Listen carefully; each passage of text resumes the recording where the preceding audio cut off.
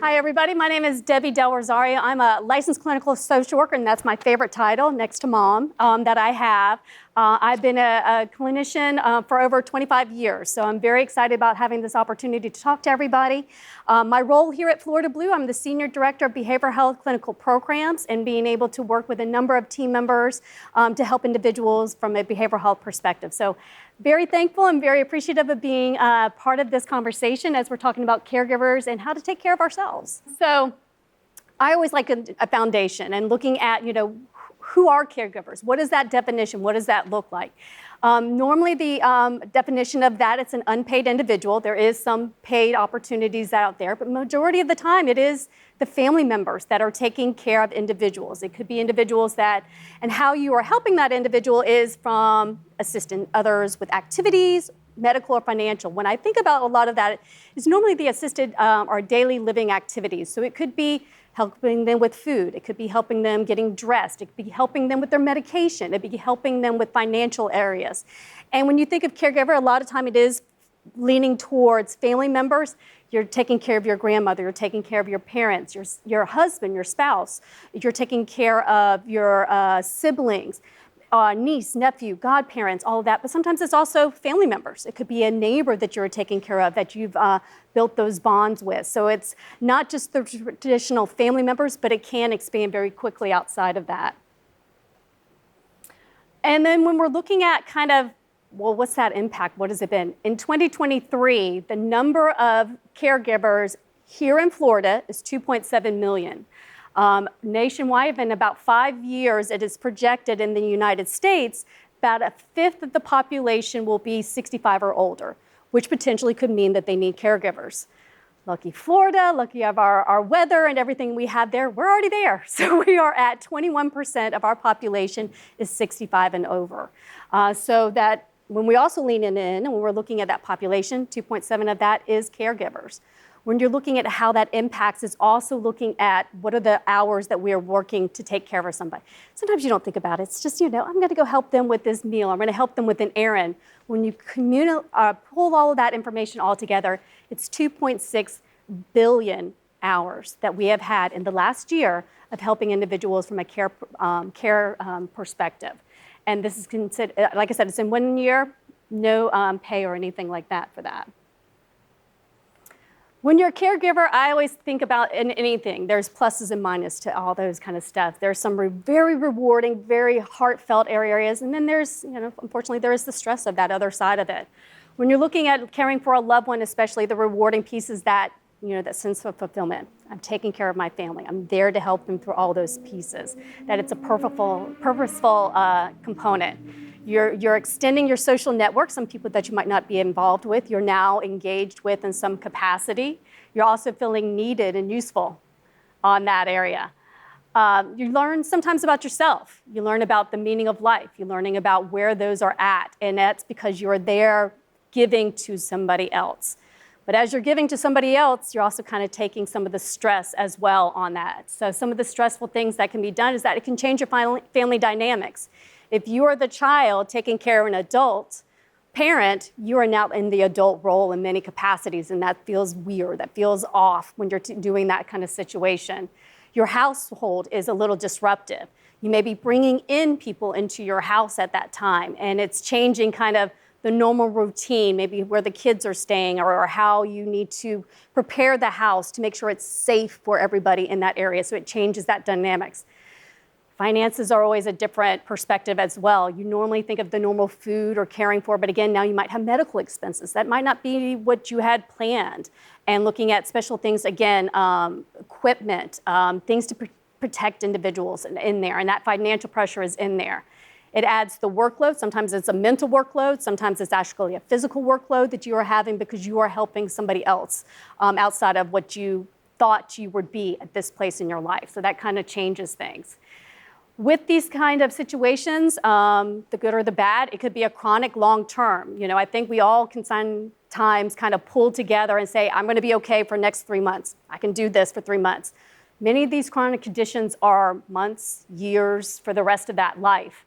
And understanding that this is not going to be solved very quickly and I'm just going to push through. So that built and that prolonged stress kind of builds up on that. And then unfortunately, when you see, especially if it's a chronic disease, there's the decline of your loved ones. And again, the heart, you've been there from the beginning, and just seeing that is also very stressful and impactful in there. So when I think of, and this is a slide is talking about, from a caregiver's perspective about the stress, but I think of any kind of prolonged stress. Anytime that you're in constant stress, constant capacities, you're going to have a number of these things. Because again, there's no light at the end of the tunnel right away. You keep pushing through, you keep thinking you're going to be okay and keep going forward. So as you are dealing with this, as you're feeling that pressure, you are going to have the impact. It's going to impact your health. You're going to impact your anxiety. You're maybe not sleeping as well as night because your anxiety is getting higher. You're sad because you're seeing your loved one going through that, and it keeps building up over time. As you're treating depression or anxiety, there's the use of additional medication because you're trying to balance what you need to helping that individual. So that could be an increase on that.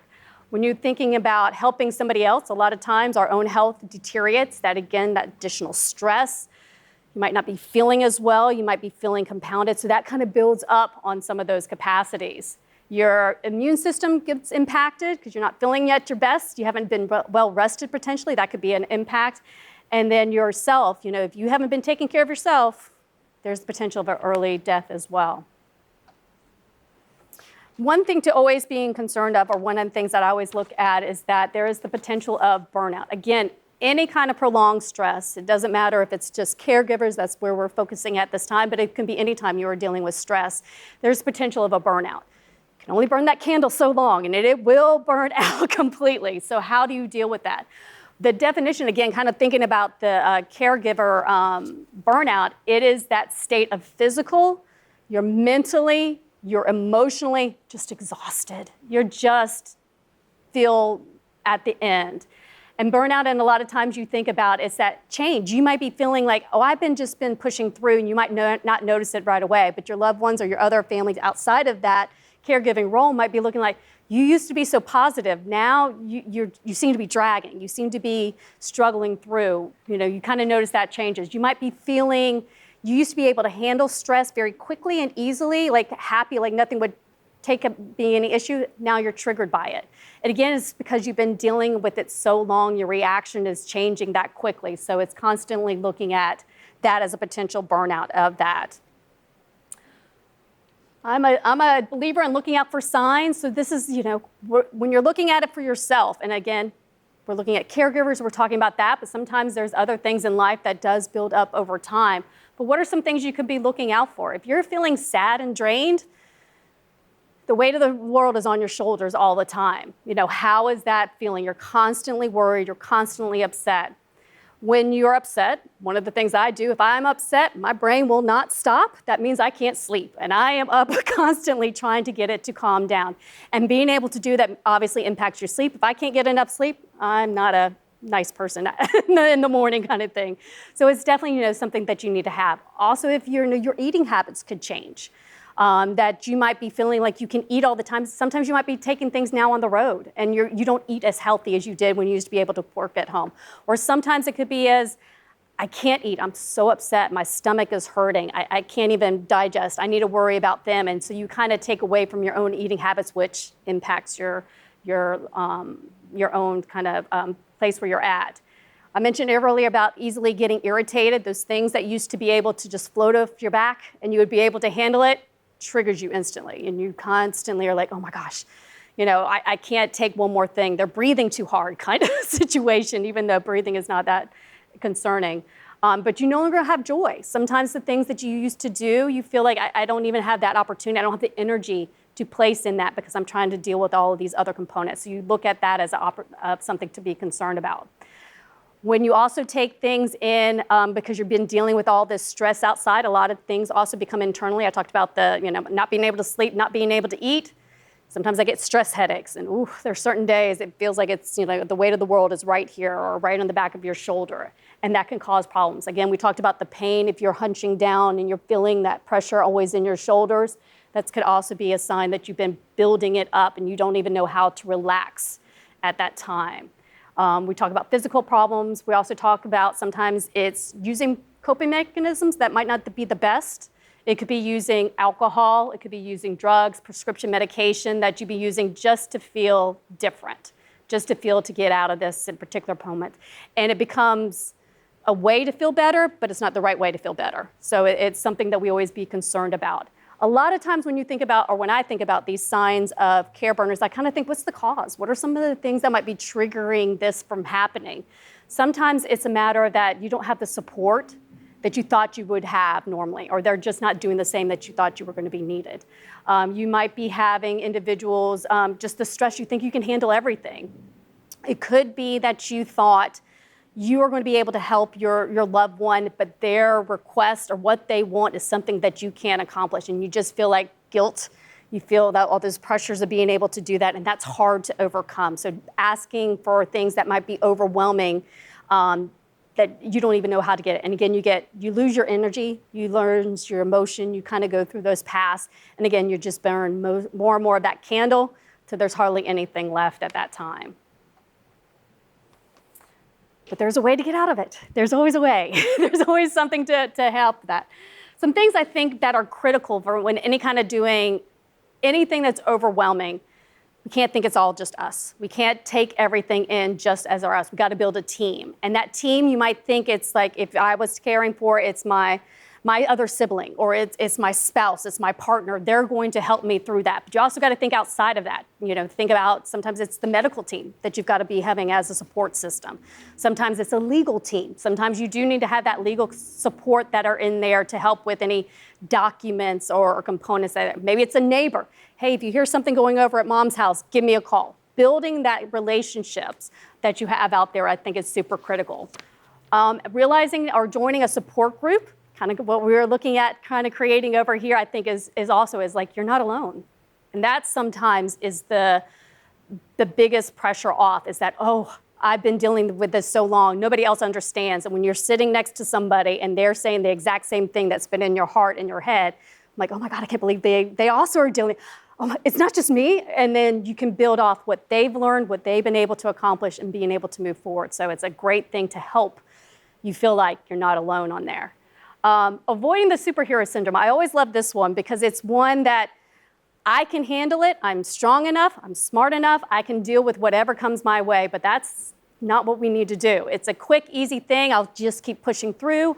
I'll take on everything no matter what it is because I can take it. It's okay to say no. It's right to say no. You have to say no sometimes. It's just not going to be able to do everything.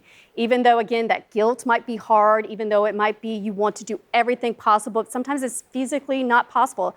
If your family member or if a parent wants to stay at a house by themselves because it's their home and they love it, and you've been going back and forth constantly to the house, but they're constantly falling, it's not safe for them anymore, and you can't feel you can save them from that. So having to find out it's okay. We've got to come up with a new solution, a new boundary, and moving forward in that. Practice acceptance. Some things I just can't change, and it's okay. It's okay. Accept what you can. Don't think of everything as going to be able to be solved and going forward. I always look on the positive. I'm a positive person by nature. That's just how I am. I look for, even while I was waiting here, I looked for a minute. I just saw the sun setting. I'm like, just a moment of breath, just to take a moment to say that's something beautiful outside, something that's different. It's not raining. Oh my gosh, thank goodness it's finally not raining over here. We get to see something out there. Just finding a slight moment of gratitude, of positivity. Again, kind of changing your mind sometimes can help you getting through those times that are always bad and in the dark. Keep learning is something that I think is always important. There's constant changes in everything. There is new support systems. There is new technology. Oh my gosh, always new technology that's out there. And seeing what you can learn about that, or new education, I think will always keep you kind of hopefully top of everything and knowing what's going on. So being mindful, kind of that's your second opportunity of being on top of it. And then taking small steps to take care of yourself. And we're going to go into a little bit more of what those are, or opportunities of what those are. So it's always important. I always think of the airplane rule. My favorite rule ever is that you've got to put the mask on yourself before you put it on anybody else. So if you don't take care of yourself, you're not going to be any good to anybody else. You've got to do that self-care. You've got to take care of what you need. So that could be including, mental health. Mental health, There's no health without mental health. That is my motto. That is where I definitely believe in that we are. If your mind can impact your physical health will impact your mind, kind of back and forth. If you're not sleeping, you're going to get depressed easily. If you're having trouble, anxiety, it could be impacting. You don't want to do anything. You feel sluggish and you're not going to go forward. So always taking care of yourself is, I think, super important on that area. So some opportunities, little baby steps. Little opportunities. I hate to say it, we've got to eat healthy. I want to eat all that bag of chips. I want to eat it all the time, but unfortunately we do need to stay healthy and eat in the healthy diet. We need to try relaxation techniques. I do that usually about once a day or so. There's usually I've got 5 seconds. And it could be just simply sitting there and breathing in, count 1, 2, 3, 4, 5, hold your breath, and exhale, 1, 2, 3, 4, 5. And it just took me a second to be, doesn't feel like a lot, 5, 10 seconds, but it just gave me a moment of, let me take that next step and see what I can do. And relaxation, there's the breathing techniques, there's that, but obviously yoga, meditation, whatever seems to work for you. Sometimes I only have 5 seconds, so that's enough that I'll be able to lean into that. Good sleep pattern is important. There's nothing that you can get, with a good sleep.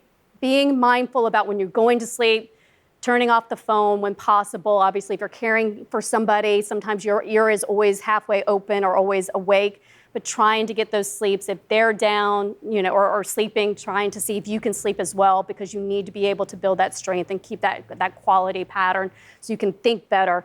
Because I can't sleep, or I don't think well when I haven't had a lot of sleep. Move your body around, getting up, walking around. I love my Fitbit. It tells me exactly, you've been sitting down, stationary for too long, get up, just walk around for 10 minutes, because it's my reminder, because I forget. You get in the mood of that. And just walking around, sometimes even a circle around the house. Okay, I can now handle the next thing that's coming forward on there. Connect with your friends. We're a social being. We need the support of whoever that is. It could be somebody you've known forever. It could be somebody on a support group. It could be that next door neighbor. It could be as you're walking the dog, just talking to somebody and having that social interactions kind of breathes life back into you, I think, very quickly on it. We have to take care of ourselves, which means going to the doctor's appointment. If your doctor is telling you to go, you have to follow your care plan so you can take care of somebody else. So we cannot forget. It's easy. Especially you're caring for somebody else. I've already gone to 5 doctor's appointments for them. I don't want to take one more for myself. You have to. You have to take that appointment. You've got to make sure you're okay and you're doing what your doctor is, because you need to be at your prime situations to help care of them. So don't forget what that is.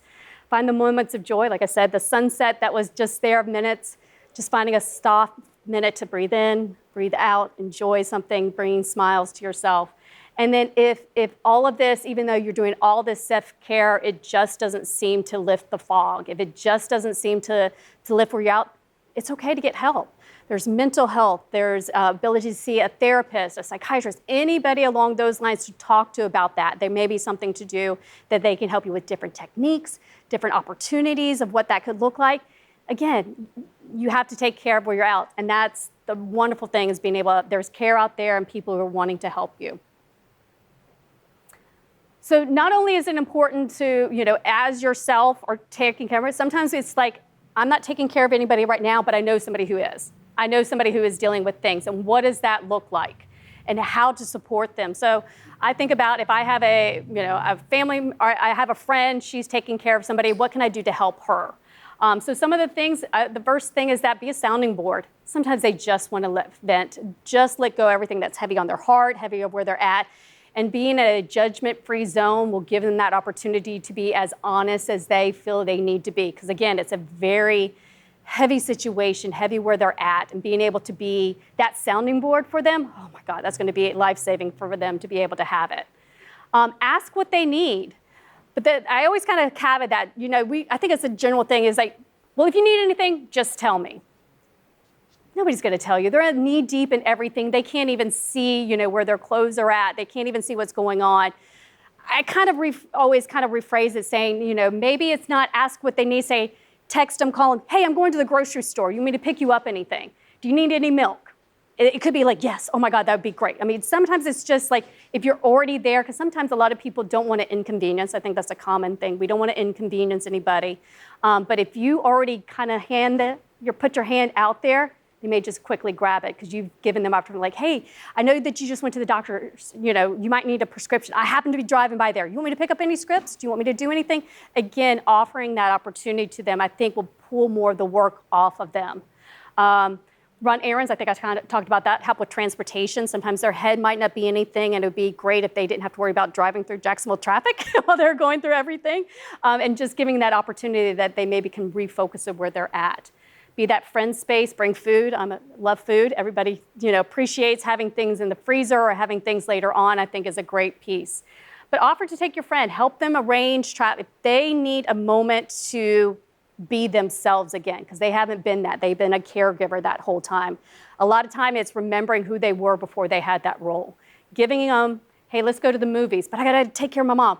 I'll take care of who's gonna be watching your mom. I talked to your spouse, or I talked to somebody else. Why don't we just go and go to the movies, or we'll go get a cup of coffee. We'll just walk around the neighborhood. We don't even have to do anything. Let's just walk.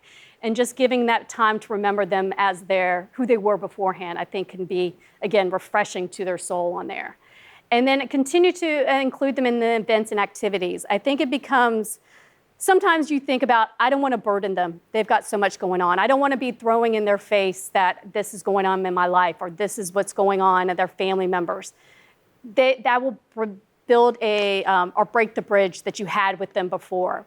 And you want to pull them in, make them feel like, even though you can't come to said event, I'm still going to invite you. I want you to know I'm thinking about you. I know you can't come, but I want you to know I thought about you, and I always love you if you can come. If it works out, you're always welcome to be at this event. So, just keep extending that hand. Again, you might get 100 no's, but that one time that they say yes might be just the thing that they need to kind of get through that next 100 times through the invites.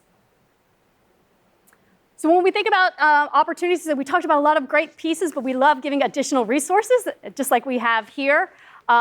We have Florida Blue has on their website, there is a section related to caregivers. Lots of great resources, lots of information, specifically if it's related to any care for children and adults with special needs, how to help to support loved ones. So there's resources, tools here at the Florida Blue Center. Thank you all for coming here as well. You'll be able to have that, and then the communities specialists will be able to help if there's additional resources that you need to find that's more specific to you. Absolutely, they are here to help that. They do an amazing job on being able to do that connectivity on there. And then we're happy to being able to announce the Caregivers Connect, which is a new online support services that is supported by Florida Blue. There's a Facebook page. There'll be a couple of questions you'll have to ask before you walk into the support group, but it's just to make sure that, asking those to making sure you're in the right venue on there. So great resources, great opportunity to have with everybody. So hopefully everybody kind of takes away who are caregivers, how it can be both be rewarding and stressful, but it's, hopefully you identify the opportunities, or when it's a burnout maybe occurring, the importance of taking care of yourself and your mental well-being. Self-care strategies, so if you need some other ideas or any components, happy to help support that. How we can support a caregiver as they are going forward, and some resources that we have over there. All right, well, thank you all so very much for coming. Very much appreciated you being here, and thank you again for the opportunity for even being able to speak to everybody. Thank you. Yes.